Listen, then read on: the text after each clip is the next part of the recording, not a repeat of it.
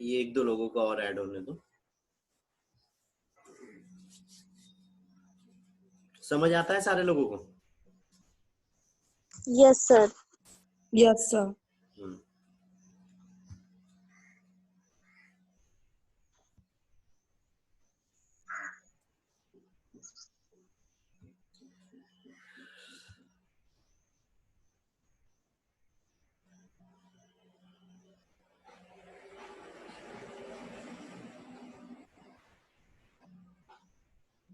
चलो ठीक है, चालू करते हैं। अब ये एक प्रोसेस में ही है, पता नहीं शायद क्या नेटवर्क में। चलो ठीक है, यहाँ तक का समझ आ गया था, क्लेवेज और इम्प्लांटेशन। Yes sir. ठीक है, अब इसके आगे में यहाँ तक, और हमने बेबी का कैसे विकास हो रहा है और 9 मंथ तक कितनी ग्रोथ वगैरह कर रहा है, ये सारी चीजें बता दी थी, है ना। अब जो है यहाँ पर ये अगला जो क्वेश्चन आ रहा है, ये है यहाँ पे जो एम्ब्रियोनिक डेवलपमेंट हो रहा है उसके टाइम जो एक्सटर्नल एम्ब्रियोनिक झिल्लियां हो रही है ना, मेम्ब्रेन हो रही है, इसके ऊपर स्टार बना लो बेटा, ये वाला पूछते हैं, है ना।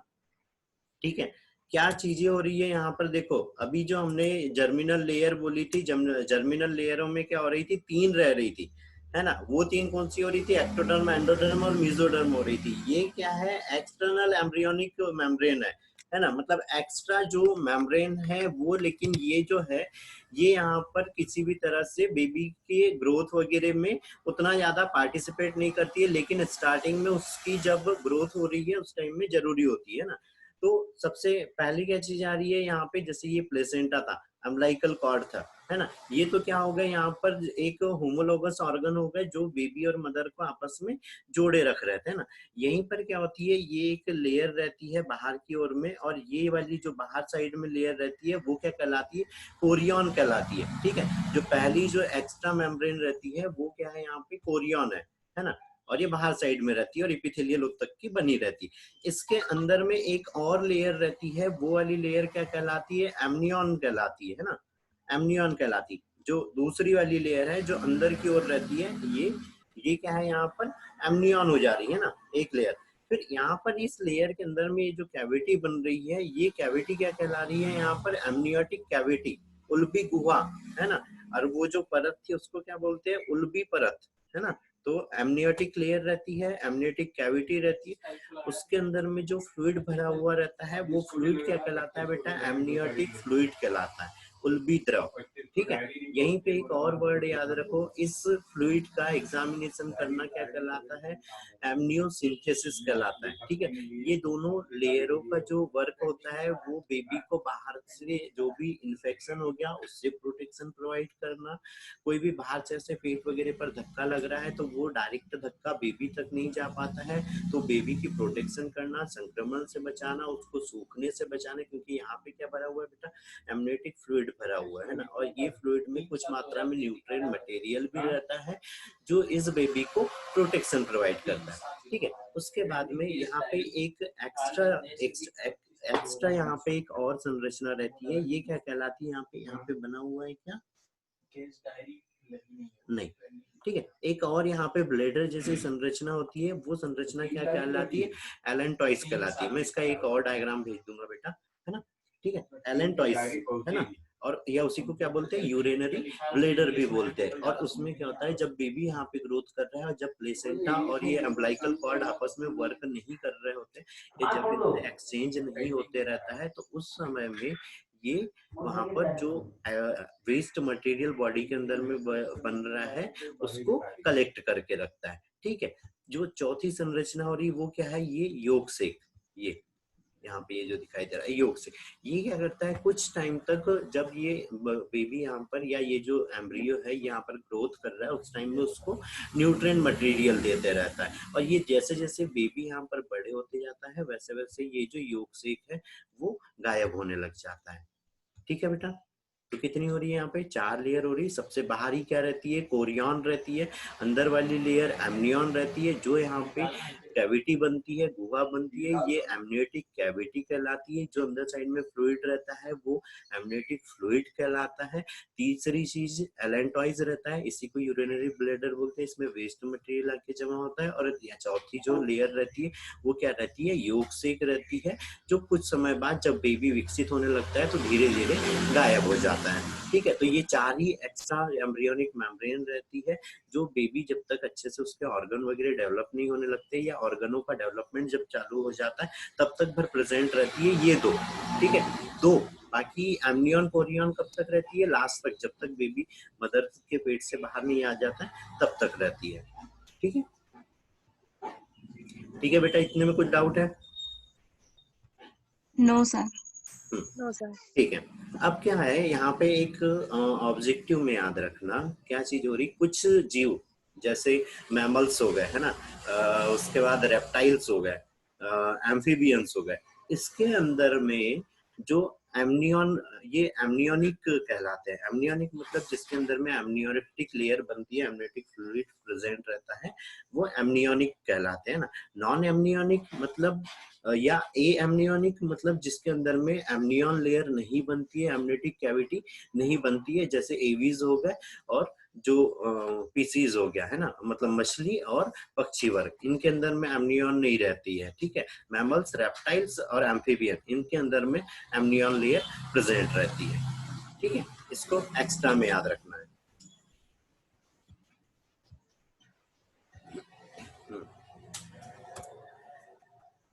ठीक है, चलो अब यहाँ पे एक और चीज, ये जो एमनियन थी, एमनियन के अंदर में क्या चीज हो रहा था, यहाँ पे एक फ्लूइड भरा हुआ था। ये जो यहाँ पे कैविटी है, ये कैविटी जो है ये क्या है, जिसके अंदर में बेबी है, ये क्या है, एमनियोटिक कैविटी है।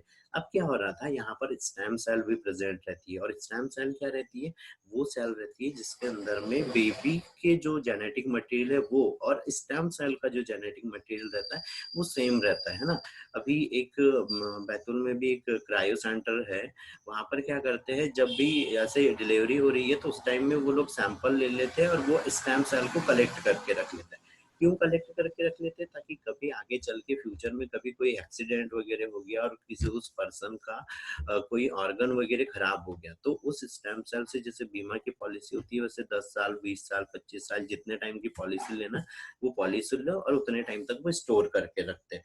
तो जब अगर ऐसी कोई घटना हो जा रही है जिसमें उसका कोई ऑर्गन वगैरह डेवलप डैमेज वगैरह हो जा रहा है तो उसको वापस से डेवलप करके ट्रांसप्लांट कर देते हैं। अब ऐसा क्यों कर रहे हैं, क्योंकि दोनों का जेनेटिक मटेरियल और टिश्यूज जो रहना है वो सब सेम रहना है, तो वो रिजेक्ट नहीं करना है। जब वो पर्सन की बॉडी में हम उस सेल से बना हुआ ऑर्गन को ट्रांसप्लांट करेंगे तो उसकी बॉडी उसको रिजेक्ट नहीं करेंगे। कई बार बोलते हैं ना कि किडनी को हमने ट्रांसप्लांट किया था पर रिएक्शन हो गई, लीवर को ट्रांसप्लांट किया था पर रिएक्शन हो गई, तो ये वाली चीज यहाँ पर बिल्कुल देखने को नहीं मिली, क्योंकि दोनों का जो जेनेटिक मटेरियल रहना है वो कैसा रहना है, सेम सेम रहना है, इसीलिए।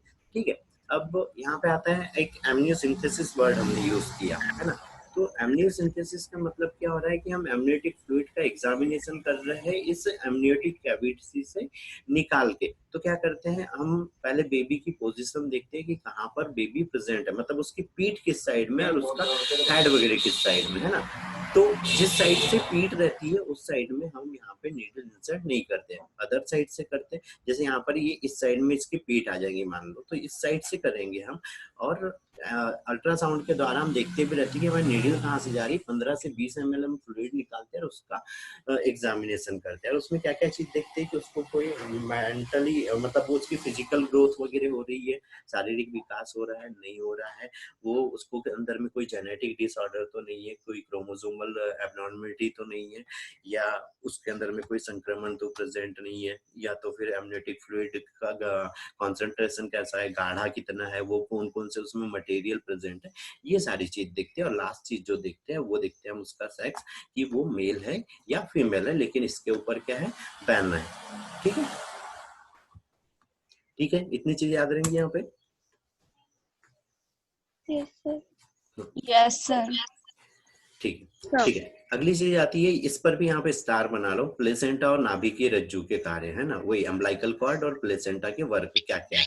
तो हमने जो प्लेसेंटा का वर्क बोला था या प्लेसेंटा का टाइप बोला था, अलग अलग प्रकार के प्लेसेंटा रहते हैं, लेकिन हमको क्या याद रखना है, मेन जो ऑब्जेक्टिव जैसे में पूछता है उसमें हमको ये याद रखना है कि जो ह्यूमन का प्लेसेंटा है वो क्या है, डेसिडुआ प्रकार का है, मतलब यहाँ पे विलाई बनती है ना, ये ऐसे उंगलियों जैसी संरचनाएं बन रही थी और वो आपस में मिक्स हो रही थी और फिर उससे ब्लड वगैरह का क्या हो रहा था, एक्सचेंज हो रहा था। और निर्माण किससे हो रहा था ह्यूमन प्लेसेंटा का, ट्रोपोब्लास्ट कोशिकाओं के द्वारा हो रहा था। ठीक है, ठीक है,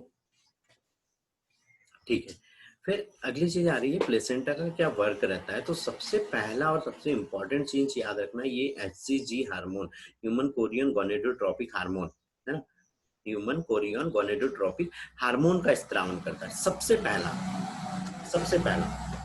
और सबसे ज्यादा जरूरी जो ऑब्जेक्टिव में बहुत ज्यादा पूछा जाता है, पूछते हैं मानव के प्लेसेंटा से कौन सा हार्मोन स्रावित होता है ना, या प्रेगनेंसी कंफर्म करने के लिए कौन सा शरीर में कौन सा, जब प्रेगनेंसी होती है तो शरीर में कौन सा हार्मोन प्रेजेंट होता है सिर्फ प्रेगनेंसी ड्यूरेशन में, तो कौन सा होता है बेटा, एचसीजी। प्रेगनेंसी से रिलेटेड, प्रेगनेंसी कंफर्मेशन के लिए भी अगर कोई चीज बोलता है कि कौन सा हार्मोन प्रेजेंट रहता है तो क्या रहेगा बेटा, एचसीजी प्रेजेंट रहेगा। प्लेसेंटा के द्वारा कौन सा हार्मोन प्रेजेंट होता है, तो एचसीजी। इम्प्लांटेशन के बाद कौन सा हार्मोन स्रावित होता है, तो एचसीजी। हर चीज में यहाँ पे प्रेगनेंसी से रिलेटेड में एचसीजी आएगा। ठीक है बेटा, याद रहेगा। जी सर। Yes sir.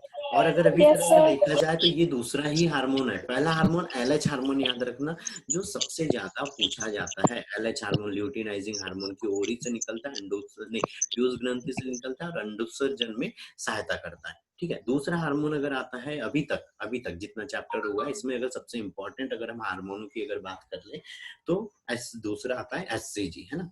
ठीक है, दूसरी चीज ये रहती है कि जैसे इम्प्लांटेशन होता है वैसे ही ये यहाँ पे एचसीजी स्रावित होने लगता है। ठीक है, इम्प्लांटेशन से पहले नहीं होता है बेटा। ठीक है, इम्प्लांटेशन जब हो गया, जब प्लेसेंटा का वो कोरियोनिक विलाइया बनना चालू हो गई है ना, वो उंगली जैसे संरचनाएं जब बनना चालू हो गई एंडोमेट्रियम और इधर ट्रोफोब्लास्ट कोशिकाओं से, तब ये हार्मोन स्रावित हो रहा है। ठीक है, ये तो एक वर्क हो गया। अब अगली चीज है यहाँ पे, ये हमने 7 वर्क लिखे। ठीक है, 7 वर्क लिखे, इनको बिल्कुल भी याद करने की जरूरत नहीं, अपने आप याद हो जाएंगे। कैसे, हमारी बॉडी के जितने भी सिस्टम है उतने का कार्य कौन कर देगा, प्लेसेंटा करेगा। अगर बेबी को न्यूट्रिएंट मटेरियल चाहिए, जैसे डाइजेस्टिव सिस्टम बोल देना चाहिए, अगर न्यूट्रिएंट मटेरियल चाहिए तो भी प्लेसेंटा प्रोवाइड करेगा। किसी जटिल प्रोटीन या कोई भी हार्ड ऐसे कंपोनेंट आ रहा है बॉडी में, उनको सिंपल कंपोनेंट्स में बदल देगा वो, है ना, सिंपल प्रोटीन में बदल देगा, सिंपल अणुओं में बदलने का कार्य कर देगा, है ना। उसके बाद गैस से चाहिए बेबी को, तो ऑक्सीजन कार्बन डाइऑक्साइड का भी एक्सचेंज कर रहा है। वेस्ट मटेरियल बन रहा है, तो वेस्ट मटेरियल भी बेबी के शरीर से बाहर निकालने में मदद कर रहा है ना। ग्रंथि है ना, उसको हार्मोन चाहिए किसी भी प्रकार, तो प्लेसेंटा यहाँ पे उसको सारे हार्मोन भी प्रोवाइड करेगा, है ना। तो ग्रंथियों के जैसे भी कार्य कर रहा है, इम्यून सिस्टम की जैसे भी कार्य कर रहा है कि कोई भी अगर यहाँ पे बॉडी में अगर यहाँ पे हानिकारक चीजें जा रही है, कोई भी, चाहे वो इन्फेक्शन जा रहा हो, कोई टॉक्सिक मटेरियल जा रहा हो, तो उसको भी रोकने का कार्य करता है ना। तो इम्यून सिस्टम के जैसे भी कार्य कर ले रहा है। ये ग्लाइकोजन का संचय करके, जैसे बॉडी में हमारे फूड मटेरियल फैट डिपॉजिट होकर रहता है, तो प्लेसेंटा भी क्या करता है, फूड को डिपॉजिट करके रखता है। और काय को डिपॉजिट करता है, ग्लाइकोजन को डिपॉजिट करता है, ताकि जब बेबी को आवश्यकता पड़े मदर, और ये कब करता है, जब मदर फास्टिंग में रहती है ना। जैसे मान लो प्रेगनेंसी टाइम है, बेबी है अंदर साइड में बॉडी में और मदर फास्ट रह रही है, तो अब तो उसको वो तो ग्रोथ कंटिन्यू कर रहा है ना, वहां पे जो है बिलियनों में सेल डेली बन रही है, पर आवर्स बनते जा रही है, पर घंटे बनते जा रही है, तो उसको तो न्यूट्रिएंट मटेरियल चाहिए होगा। तो वो न्यूट्रिएंट मटेरियल की कमी यहाँ पर उस बेबी को ना पड़े, उसके लिए क्या होता है, यहाँ पे ग्लाइकोजन जमा करके रखता है। ठीक है, याद रहेगा बेटा वर्क सारे। Yes sir. Gayatri, Namrata, Vaishnavi, yes sir. Yes sir. Yes sir. Yes. बस बस बस बस बस। ठीक है, अब काफी लोग जुड़ गए हैं तो अब बोलता हूँ भाई, डायग्राम काफी लोगों के नहीं आया। देखो डायग्राम अगर नहीं आया ना तो बहुत गलत चीज होगी। जिस दिन भाई अभी सेकंड यूनिट के नोट्स पहुंचाने आने वाला हूँ जल्दी, है ना, तो फिर गड़बड़ हो जाएंगी बेटा। सारे लोगों के डायग्राम बेटा, टाइम काफी लंबा दे रहा हूँ ना, ऐसा थोड़ी है कि 1 घंटे में सेंड कर रहे हो या आधे घंटे में सेंड करो। पूरे 12-13 घंटे होते हैं, तो 12-13 घंटे में आधे घंटे का काम है बेटा, वो आधा घंटा तो निकालना पड़ेगा ना। ये तो कोई मतलब नहीं पड़ेगा, अगर मैं यहाँ से करते जा रहा हूँ और तुम लोग नहीं पढ़ोगे तो फिर कैसे होगा। तो भाई टाइम पर डायग्राम चाहिए, और शाम में 8 बजे तक का टाइम ले लो, ठीक है। आज चलो सुबह 6 बजे तक का टाइम दिया, सुबह 6 बजे तक सारे लोगों के आ जाना चाहिए, सुबह 6:30 बजे तक सारे लोगों के, ठीक है। दूसरी चीज, कोई मैसेज का कर रहा हूँ तो उसका भाई रिस्पॉन्स दो ना थोड़ा सा। वो वोटिंग वाला डाला था, उस पर किसी ने वोटिंग नहीं करी, 4-5 लोगों ने करी, थोड़ी सी वोटिंग कर दो। और वो एक स्टेटस में, हाँ सर आपने जो स्टेटस पे डाला था ना वो रिपीटिंग ऐसा कुछ, सर वो हमें करना ही नहीं आया, वो कैसे करेंगे? वोटिंग वाला हाँ सर आपने डाला था ना ग्रुप पर। कुछ नहीं, उसके ऊपर में बेटा जो टेलीग्राम वाला ग्रुप है ना उसमें करना है, वो व्हाट्सएप ग्रुप में नहीं होंगी, है ना। तो टेलीग्राम वाले में करना है, जो भी हमारी जो मतलब वहाँ पे स्टार दिए हुए फर्स्ट सेकंड थर्ड फोर्थ, उस पे क्लिक कर दो, बस इतना सा करना है, ठीक है। सर और टेलीग्राम हमने डाउनलोड नहीं किया। तो बेटा उसको कर रहा हूँ, क्योंकि उस पे मैं इसीलिए बोल रहा हूँ कि जितनी भी चीजें हमारी डलती है ना वो हमेशा के लिए सेव हो जाना है।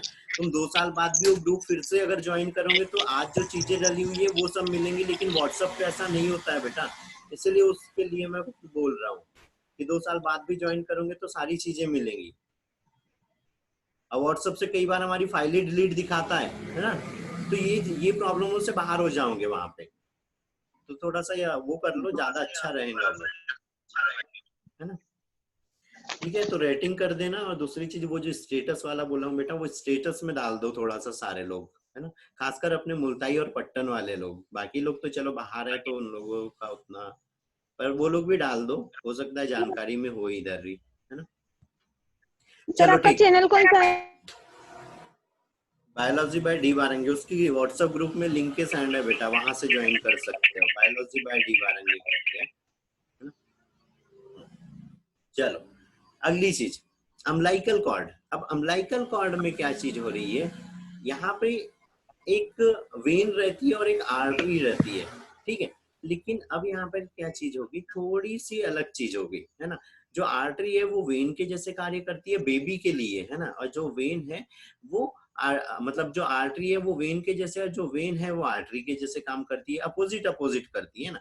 जैसे हमने आर्टरी के लिए क्या बोला है कि आर्टरी में हमेशा यहाँ पे ऑक्सीजनेटेड ब्लड बहता है, ठीक है। वेन में क्या होता है, डीऑक्सीजनेटेड ब्लड बहता है। अच्छा, यहाँ पे एक और चीज बताई थी मैंने, जिन लोगों को पता हो, कि कभी भी बॉडी में शुद्ध और अशुद्ध नाम का ब्लड नहीं होता है ना। वो जो ब्लड होता है क्या होता है, एक ऑक्सीजनेटेड होता है और डीऑक्सीजनेटेड होता है। ये जो वर्डिंग यूज करते थे शुद्ध और अशुद्ध, ये पहले के टाइम में कर रहे थे, लेकिन अभी 2017 से ये चीजें चेंज हो गई है। और क्या वर्ड यूज करने लगे हम, ऑक्सीजनेटेड और डीऑक्सीजनेटेड। क्योंकि अशुद्ध चीज अगर हम बोल रहे हैं तो हमारी बॉडी में कोई भी हानिकारक या खराब चीज अगर रह रही तो हमारी बॉडी उसको बाहर फेंक दे रही है, ठीक है। या उसके लिए कोई ना कोई रिएक्शन कर रही है, कोई ना कोई अपना रिस्पॉन्स दे रही है उस हानिकारक या टॉक्सिक चीज के लिए। अगर हम यहाँ पे इम्पोयर चीज के लिए अगर हम यहाँ पे बात कर रहे हैं, तो हम ब्लड को अगर अशुद्ध बोलते हैं, मतलब बॉडी ने उसको या तो उसके लिए कोई रिस्पॉन्स देना चाहिए, उसको बॉडी से बाहर निकाल देना चाहिए। लेकिन ऐसा होता है क्या, नहीं होता है। हाँ, वो ब्लड हमेशा ही प्योर रहता है, बस उसके अंदर में जो मटेरियल्स है उसका कॉन्सेंट्रेशन चेंज हो जा रहा है। जैसे हम डीऑक्सीजनेटेड बोल रहे हैं और ऑक्सीजनेटेड बोल रहे हैं, तो डीऑक्सीजनेटेड वाला के क्या चीज होगी कि उसमें कार्बन डाइऑक्साइड की मात्रा बढ़ गई और वो एक टॉक्सिक मटेरियल हो जा रहा है, ठीक है। जो जो बॉडी के लिए ज्यादा अगर अमाउंट में हो जाए तो नुकसानदायक है ना, कोई हार्म पहुंचा रहा है, नुकसान पहुंचा रहा है ना। लेकिन जो अशुद्ध चीज है, जैसे कोई माइक्रोऑर्गेनिज्म बॉडी में गया या कोई केमिकल्स वगैरह गया, तो हमारी बॉडी उसके लिए रिस्पॉन्स दे देती है, हमको एलर्जी या हमको हाइपर सेंसिटिविटी जैसी रिस्पॉन्स देती है। तो यहाँ पे ब्लड के लिए ऐसा कोई रिस्पॉन्स नहीं होता है ना। तो ये चीज थोड़ी सी एक्स्ट्रा में याद रखना, ठीक है। तो यहाँ पर क्या हो रहा है, धमनी और सीरा होती है। जो धमनी रहती है वो अशुद्ध है। अब ये देखो, आर्टरी का वर्क होता है भाई, धमनी का काम होता है कि वो ऑक्सीजनेटेड ब्लड को लेके कहाँ पे जाती है, बॉडी से, हार्ट से लेके बॉडी के दूसरे पार्ट तक। लेकिन यहाँ पर जो आर्टरी हो रही है उसके अंदर में क्या चीज हो रही है, अशुद्ध हो जा रहा है ना। और जो वेन हो जा रही है उसके अंदर में ऑक्सीजनेटेड ब्लड हो जा रहा है, ठीक है। तो वर्क में क्या चीज हो रही, एम्ब्रियो और प्लेसेंटा को जोड़ने का कार्य कर रही है। अब ये कैसे जोड़ने का कार्य कर रही है, नीचे वाले पॉइंट में देखो। शारीरिक और मानसिक रूप से, शारीरिक और मानसिक मतलब फिजिकल और मेंटल दोनों तरह से। फिजिकल कैसे जोड़ रही है कि जो भी मटेरियल वगैरह चाहिए वो सबका एक्सचेंज करने में वो मदद कर रही है एम्ब्लाइकल कॉर्ड, है ना, किससे, प्लेसेंटा से बेबी के एम्ब्रियो तक, ठीक है। मेंटली कैसे जोड़ रही है, क्योंकि हम प्रेगनेंसी टाइम चलता है, उस टाइम में बोलते हैं ना कि मदर को ज्यादा टेंशन नहीं लेना चाहिए, ज्यादा सोचना वगैरह नहीं चाहिए। तो यहाँ पर क्या चीज हो रही है कि वो मेंटली जिस तरह से मदर रिस्पॉन्स, हर हर भोले नमः शिवाय। और कुछ भाई भाई माइक म्यूट रखा करो ना यार बेटा।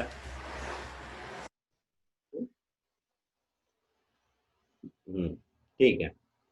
तो मेंटली कैसे हम मदर को बोलते हैं कि उसको हमेशा खुश रहना चाहिए, ज्यादा टेंशन नहीं लेना चाहिए, क्योंकि जिस तरह से मदर रिस्पॉन्स करने वाली है वही रिस्पॉन्स हमको क्या मिलने वाला है, बेबी के भी आगे का जो बिहेवियर होना है, बेबी की जो ग्रोथ होना है, इन सब के ऊपर पड़ता है। तो दोनों तरह से उसको कनेक्ट करने का वर्क करती है, ठीक है। अब जैसे प्लेसेंटा को हम एक हॉलो ऑर्गन बोल रहे थे, यूनिवर्सल ऑर्गन बोल रहे थे, कि वो हर एक सिस्टम के जैसे वर्क कर रहा था।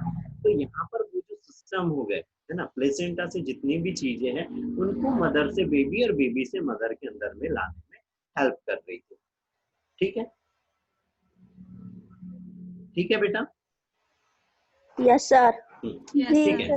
अब कई बार क्या चीज होती है, यहाँ पे ये एक्स्ट्रा है, कई बार हम लोगों ने ये चीज सुनी है कि बेबी की डेथ हो गई, है ना, पेट में डेथ होगी, जब वो 7वें 8वें महीने का चल रहा था उस टाइम में।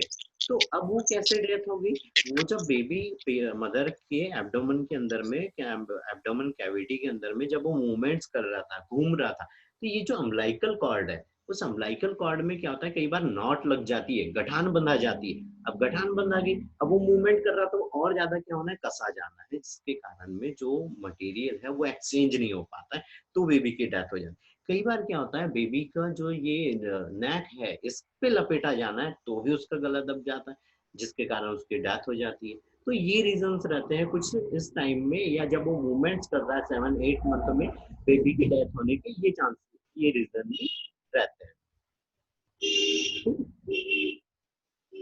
चलो, अब अगली चीज आती है यहाँ पे, ये फ्रक्टोज। हमने जब यहाँ पे हम सेमिनल वेसिकल पढ़ा रहे थे तब यहाँ पर बताया था, है ना, कि बॉडी के अंदर में फ्रक्टोज का जो निर्माण हो रहा है वो सिर्फ कहाँ पे हो रहा है, सेमिनल वेसिकल्स में हो रहा है ना, ठीक है, शुक्राशय के द्वारा होता है बस, ठीक है।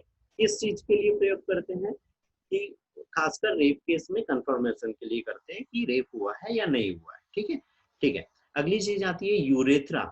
यूरेथ्रा को क्या बोलते हैं यहाँ पे, बाई वर्किंग ऑर्गन बोलते हैं। मतलब क्या चीज हो रही है, ये डबल वर्क कर रहा है ना, कैसे, दोनों चीज, सीमन और यूरिन दोनों को ही क्या कर रहा है, बॉडी से बाहर ले जाने का कार्य कर रहा है, ठीक है।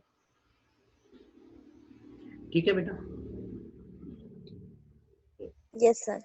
ठीक है, अब यहाँ तक क्या होगी, बेबी की ग्रोथ हो गई, वो कैसे वर्क कर रहा था, बेबी को कैसे न्यूट्रिएंट मटेरियल वगैरह मिल रहा था, ये सारी चीजें हो गई, है ना।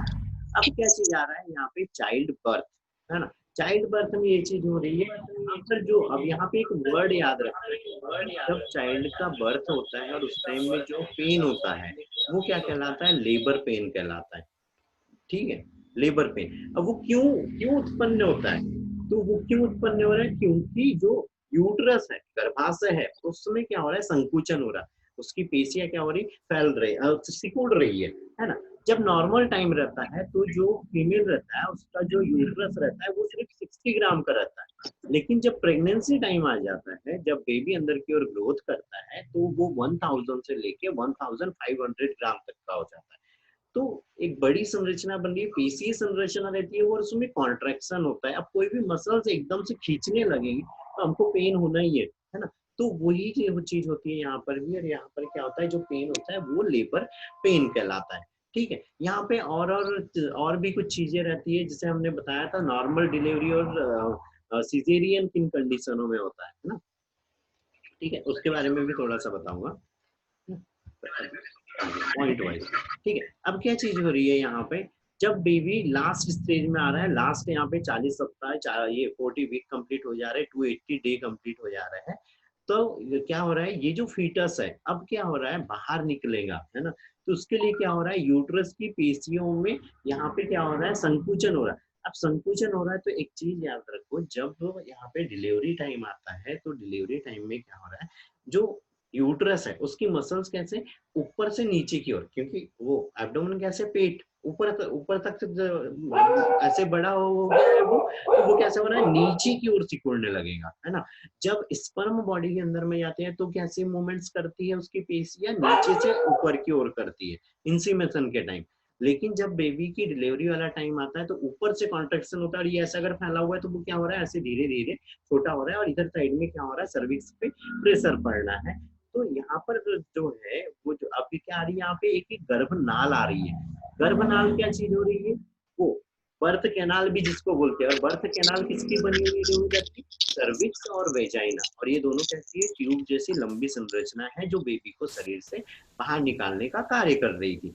तो क्या हो रहा है, जब यहाँ पे संकुचन उत्पन्न हो रहा है ना, कॉन्ट्रैक्शन हो रहा है, तो एमनियन, कोरियन और प्लेसेंटा भी क्या हो जाते हैं, यहाँ पे बाहर आते हैं, ठीक है। और उससे पहले जब यहाँ पे कॉन्ट्रैक्शन होना चालू होता है तो क्या हो रहा है, गर्भाशय ये ऐसा है और यहाँ पे सर्विक्स और वेजाइना है ना। तो क्या चीज हो रही थी, यहाँ पे सर्विक्स का जो ओपनिंग, जो स्टार्टिंग रहती है, यहाँ पे एक म्यूकस की एक लेयर बनी हुई रहती है, और ये लेयर क्या होती है, जब इस साइड से यहाँ पे गर्भाशय में संकुचन होता है, जैसे अपवर्ड से यहाँ डाउनवर्ड में जब संकुचन होता है, तो ये म्यूकस प्लग हट जाना है, जिसके कारण एमनियन और कोरियन फट जाती है, और जो अंदर साइड में एमनियोटिक फ्लूइड है वो क्या होने लग जाता है, बाहर। तो अगर ये टाइम पर अगर यहाँ पे डायलेटेशन हो गया, मतलब सर्विक्स का डायलेटेशन कितना जरूरी है बेटा, 10 सेंटीमीटर जरूरी है, ठीक है। 10 सेंटीमीटर, क्योंकि जो बेबी का हेड होता है उसका जो सबसे बड़ा जो रीजन होता है वो 10 सेंटीमीटर का होता है। तो इतना डायलेटेशन जब होता है तो फिर क्या हो रही है, नॉर्मल डिलीवरी हो रही है ना। अब इसके लिए भी जैसे टाइम वो कर दिया, जैसे अगर हम यहाँ पे एक ग्राफ बनाए तो इस पे चलता है यहाँ पे टाइम ड्यूरेशन, और इस साइड पे अप साइड में चलता है उसका डायलेटेशन, है ना। तो मान लो ये वाला पॉइंट था जो नॉर्मल डिलीवरी के था, ठीक है, नॉर्मल डिलीवरी के लिए था कि भाई यहाँ पे छः मतलब 10 घंटे पकड़ लो, 10 घंटे में क्या हो जाना चाहिए था, यहाँ पे 10 सेंटीमीटर डायलेटेशन हो जाना चाहिए था, तो नॉर्मल डिलीवरी हो रही है, ठीक है, इस पॉइंट तक। लेकिन किसी कारण से ये डायलेटेशन नहीं हो रहा है, या बॉडी के अंदर में जो ऑक्सीटोसिन है उसका स्त्राव नहीं हो पा रहा है, तो क्या होना है, ये डायलेटेशन कम होना है और टाइम ड्यूरेशन कंटिन्यू इधर क्या होते जाना है, बढ़ते जाना है, और डायलेटेशन बहुत धीरे धीरे हो रहा है ना। अब यहाँ पे मान लो क्या हो गया भाई, ये 20 घंटे हो गए, ठीक है। अब 20 घंटे हो गए, ये सर्विक्स यहाँ 10 सेंटीमीटर डायलेट हुई ही नहीं है, तो ये बेबी बाहर नहीं आना है। अब क्या चीज करना है, यहाँ पे ऑक्सीटोसिन वगैरह देते रहते हैं, है ना।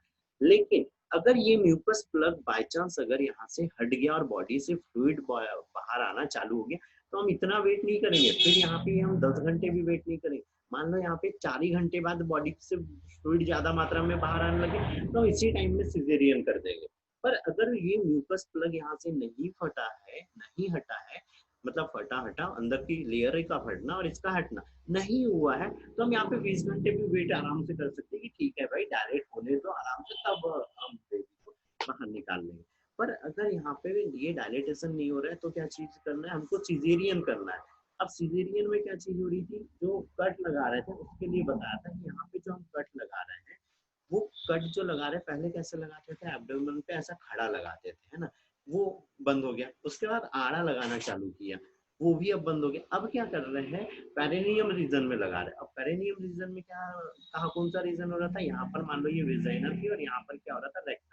तो ये जो इसके बीच का एरिया है इसको कट कर दे रहे थे, क्यों, क्योंकि यहाँ नर्व सेल और ब्लड वेसल्स कम रहती है, जिसके कारण ब्लीडिंग वगैरह होने के चांसेस कम होते हैं या कम ब्लीडिंग होती है, इसीलिए इस रीजन में कट लगा के बेबी को बाहर निकाल लेते हैं, ठीक है। अब ये जो जितनी भी चीज हो रही है यहाँ पे, जो यूट्रस के अंदर में कॉन्ट्रेक्शन हो रहा है वो किसके कारण हो रहा है, मेन तो है यहाँ पे ऑक्सीटोसिन। और ये ऑक्सीटोसिन ही क्या करता है, जो यूट्रस है उसमें कॉन्ट्रेक्शन उत्पन्न करता है। साथ में जो ऑक्सीटोसिन है यही क्या करता है, प्रोलैक्टिन के स्त्रावन को भी प्रेरित करता है ना। पीयूष ग्रंथि को बोलते हैं कि प्रोलैक्टिन भी यहाँ पे स्त्रावित करे ताकि ब्रेस्ट के अंदर में मिल्क का फॉर्मेशन हो सके, क्योंकि जस्ट बेबी बाहर आएगा तो उसको हमको क्या करना है, अभी मिल्क प्रोवाइड करना पड़ेगा, है ना। वो दूसरी चीजें नहीं पी सकता भी या खा नहीं सकता, तो हम क्या करते हैं, उसको मदर का ही मिल्क देते हैं। तो जब यहाँ पे ऑक्सीटोसिन का सिक्रीशन होने लग जाता है और गर्भाशय में यूट्रस में संकुचन होता है, तो साथ में प्रोलैक्टिन भी क्या होता है, स्त्रावित होता है और वो ब्रेस्ट के अंदर में मिल्क का प्रोडक्शन करने लग जाता है। ठीक है, अब क्या हो रहा है यहाँ पे, जो गर्भाशय इसमें जो पेन आ रहा था, जो लेबर पेन बोल रहे हैं हम, है ना, तो वो जो लेबर पेन आ रहा है वो कैसे होता है, अलग अलग ड्यूरेशन में होता है। जैसे ये अगर हम उसको ग्राफ में मेंटेन कर रहे हैं तो 3 प्रकार का होता है। एक होता है माइल्ड, मतलब क्या हुआ, यहाँ पे 5 सेकंड के लिए आया, ठीक है। अगला जो ड्यूरेशन आया वो कैसा होता है, मॉडरेट होता है ना, मतलब थोड़ा सा आप क्या हो गया, यहाँ पे ज्यादा पेन आया, ठीक है। अगला चीज अगला जो तीसरा जो लेवल आता है वो कैसा होता है, सीवियर होता है। मतलब अब क्या होना है, यहाँ पे पेन का लेवल कैसा होना है, बहुत ज्यादा होना है, लेकिन जो ड्यूरेशन है वो कितना चल रहा है, यहाँ पे 5 सेकंड का ही चल रहा है या 10 सेकंड का ही ड्यूरेशन चल रहा है, इतनी टाइम वो पेन ड्यूरेशन मतलब पेन आना है। लेकिन क्या होना है, वो जो ऑक्सीटोसिन के कारण जो संकुचन होता है वो कैसा होता है, क्रम से होता है। तो जब थोड़ा सा हुआ है तो कम पेन है, जब थोड़ा सा ज्यादा मतलब माइल्ड है, जब थोड़ा सा ज्यादा है मतलब मॉडरेट है, जब यहाँ पे बहुत ज्यादा पेन हुआ, बहुत ज्यादा संकुचन हुआ, तो क्या हो गया, सीवियर पेन। ठीक है, तो ये एक ड्यूरेशन। अब क्या हो रहा है, यहाँ पे मान लो ये 15 सेकंड का टाइम हो गया, तो अब यहाँ पर क्या हो गया, ये थोड़ा सा टाइम ड्यूरेशन क्या होना है, रिलैक्स के लिए मिल जाना है, यहाँ पर फिर कोई पेन वगैरह नहीं, फिर से वही ड्यूरेशन में पेन आना है, माइल्ड पेन होना है 5 सेकंड, फिर यहाँ पे 5 से 10 सेकंड में मॉडरेट हो जाना है, और फिर से वापस क्या हो जाना है, सीवियर पेन हो जाना है। ठीक है, तो ये चीज क्या होती है यहाँ पे, इसके अंदर में यहाँ पे जो ड्यूरेशन रहता है वो अलग अलग फीमेल के अंदर में उसकी बॉडी के ऊपर ये ऑक्सीटोसिन कैसे वर्क करता है उसके ऊपर डिपेंड करेगा, तो उतनी उतनी देर बाद क्या होने लगेगा, उसको पेन होने लगेगा। ठीक है, ठीक है, इतनी चीजें क्लियर है बेटा? Yes sir. Yes sir. ठीक है, जी सर। ठीक है।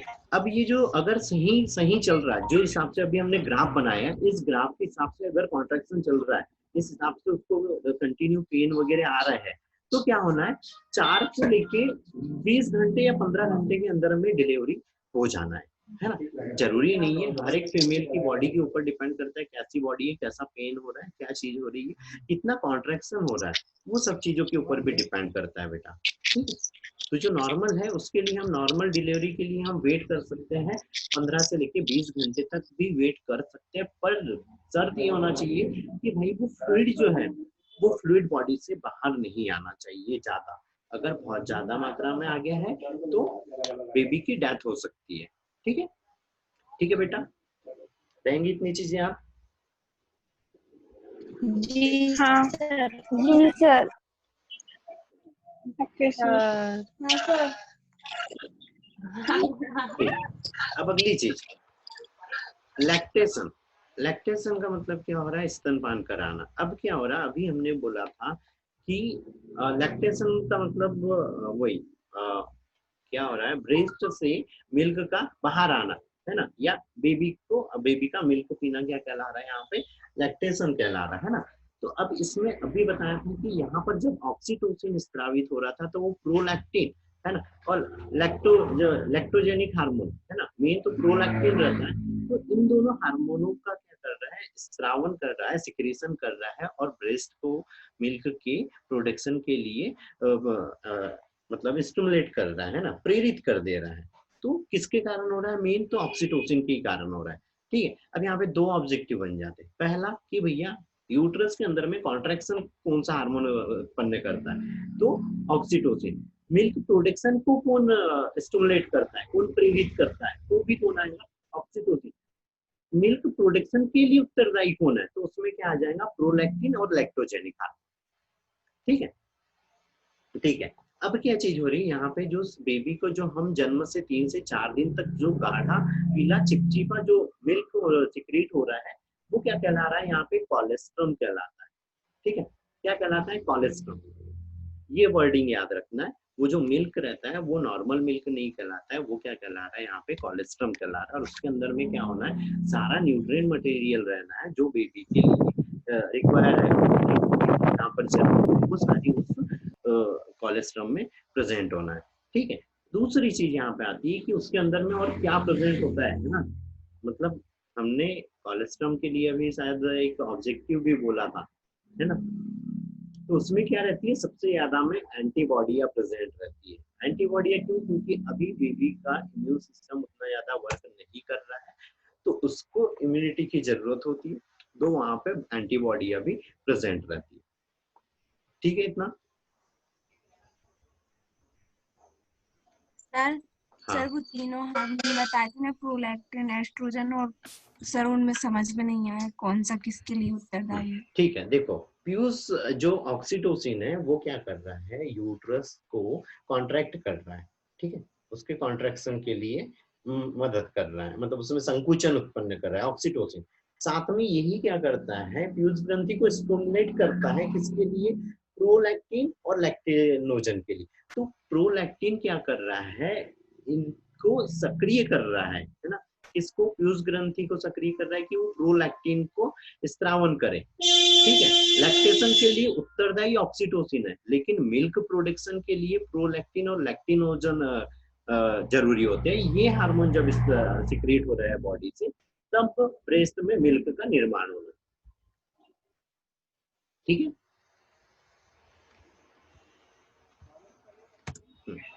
चलो अब आता है अगला यहाँ पे सेक्स डिटर्मिनेशन। अब इसके लिए भाई ये वाला क्वेश्चन अभी एनसीईआरटी के अनुसार ये वर्डिंग वाला क्वेश्चन यहाँ पे नहीं पूछ रहा है। ठीक है, वो क्या क्वेश्चन पूछ रहा है कि हमारे समाज में